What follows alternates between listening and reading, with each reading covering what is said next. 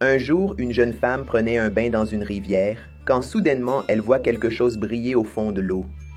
L'objet qu'elle n'a pas pu identifier était parmi les pierres. En le ramassant, il s'est avéré être une bague en or. Elle l'a mise à son doigt et elle s'est parfaitement ajustée, comme si elle avait été faite pour elle. Elle a commencé à porter le bijou à partir de ce jour-là. Son éclat était intense et il dégageait une sensation différente. Elle a commencé à convoiter tout ce qui avait une valeur matérielle, de l'argent, des biens immobiliers, des voitures, des sentiments qu'elle n'avait jamais eus auparavant. Quand elle a embrassé ce désir, quelque chose d'étrange a commencé à se produire. Le lendemain matin, en se réveillant, elle regarde sa main et elle est fermée. Elle sent qu'elle tient quelque chose. Quand elle ouvre, elle voit des pièces d'or et bizarrement, il manque une partie de son doigt où se trouve la bague. Il semble que la bague consomme des parties du corps en échange de pièces. Elle était tellement avide qu'elle ne se souciait pas de ce qui arrivait à son corps. Dans la tête de la jeune fille, elle avait beaucoup de doigts et certains transformés en pièces d'or ne manqueraient pas. Elle n'a même pas pris le temps de réfléchir à quel point c'était bizarre. Quel était cet anneau, d'où il venait et quel était son but.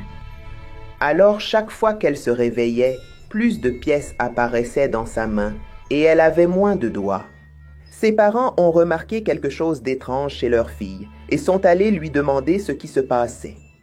Mais elle était très agressive et cachait toujours ce qu'elle faisait. Elle portait des gants noirs afin de dissimuler l'absence de doigts. Jusqu'à ce que lorsqu'ils ont découvert, ses parents ont été choqués.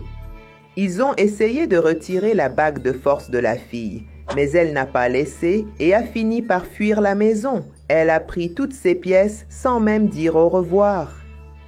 Après un mois d'absence, elle est rentrée chez elle affaiblie. Ses parents inquiets l'ont emmenée à l'hôpital pour soigner ses blessures. Et faire des examens, la fille n'avait plus aucun doigt sur ses mains. Et pieds, elle a dit qu'elle semblait avoir été ensorcelée par cet anneau. Et elle sentait qu'elle était contrôlée par une impulsion très forte. Elle voulait de plus en plus de pièces d'or, mais elle a fini par perdre l'anneau et les pièces. Elle n'a pas pu tenir, car il lui manquait des doigts. Mes amis, soyez prudents si vous trouvez une bague en or.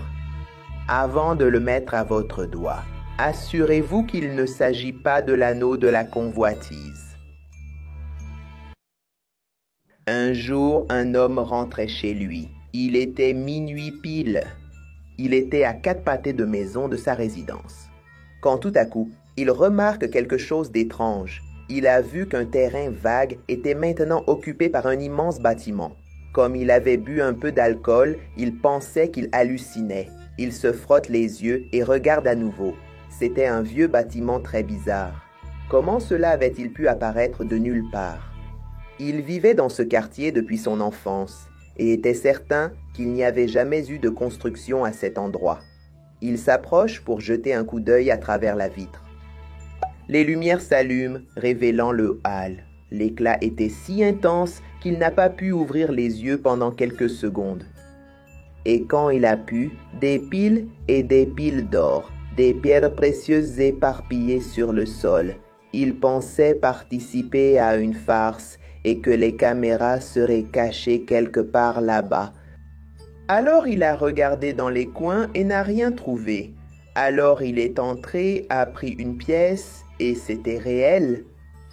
La cupidité l'a envahi et il a commencé à remplir ses poches avec ce trésor jeté.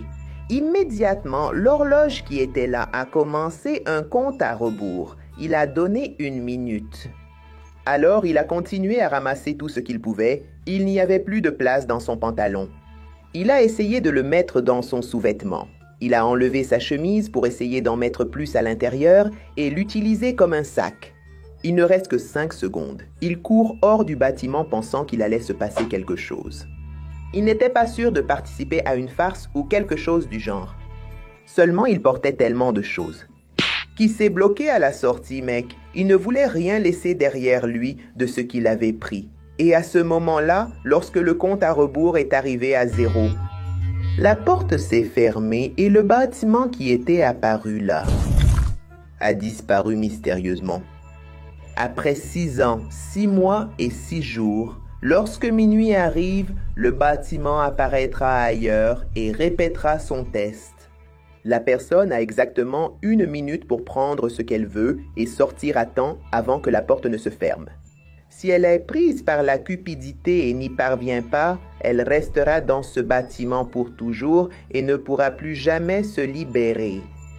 La légende dit que Building Grid est une créature qui teste les gens et collecte les âmes de ceux qui périssent là-bas. Alors, mes amis, soyez prudents lorsque vous voyez un bâtiment abandonné, rempli d'or à l'intérieur. Il se peut que ce soit Building Grid qui veut vous tester. Sors-moi d'ici, je veux sortir d'ici.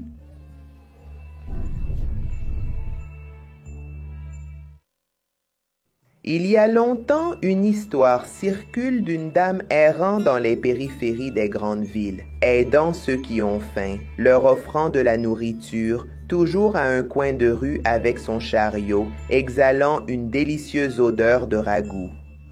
Elle servait les sans-abri partout où elle passait. Très gentille et affectueuse avec les gens. Elle avait toujours une assiette de nourriture pour quelqu'un dans le besoin. La nouvelle s'est répandue et on voyait une immense quantité de personnes faisant la queue pour un dîner. Il est arrivé un moment où la dame est devenue si populaire que plus de 500 personnes faisaient la queue devant son chariot. Des personnes de tous les coins de la ville allaient là où elle se trouvait. Mais malheureusement, la dame de la soupe était déjà sans ressources. Elle ne pouvait plus nourrir autant de personnes chaque jour. Il est devenu impossible de faire cet acte de bonté pour les gens. Des gens qui comptaient sur son aide. Comment ça, la dame ne pourra plus nous nourrir? C'est un scandale. Je marche 5 kilomètres pour venir ici et dîner. Vous dites que vous allez nous laisser mourir de faim? Vous avez fini par donner de l'espoir aux affamés. Et la nuit suivante, voilà la dame de la soupe.